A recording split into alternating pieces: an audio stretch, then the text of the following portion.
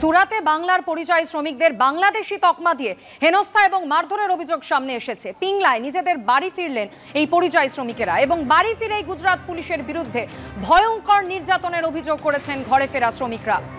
মধ্যরাতে দরজা ভেঙে ঘরে ঢুকে মারধর করা হতো তাদের। গুজরাট পুলিশের বিরুদ্ধে এমনই একাধিক অভিযোগ করেছেন ঘরে ফেরা এই শ্রমিকরা।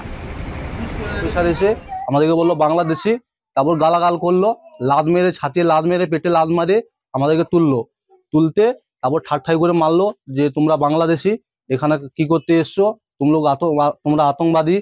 তারপর আমাদেরকে এরকম চুল ফুলে ধরে জিভে তুলে নিয়ে থানাতে গেল। পর ওখানে যাওয়ার পর আমাদের সাথে সাইন ফাইন করে আমাদেরকে লকআপে ভরে দিয়েছে। যখন লকআপে ভরে তখন রাত্রি 2টো বেজে যায়। তারপর সকাল হতে তখন আবার অফিসার ওই ঠিক 8টা-9টার দিকে, আমার তখন টাইমটা আমার ঠিক মনে নেই, কারণ ফোন তো ছিল না, ফোন তো নিয়ে নিয়েছে ওরা।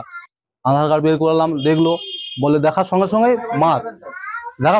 মার আরম্ভ করে দিচ্ছে। যে যেরকম মারতিছে, বলে এটা তো ডুপ্লিকেট আধার কার্ড।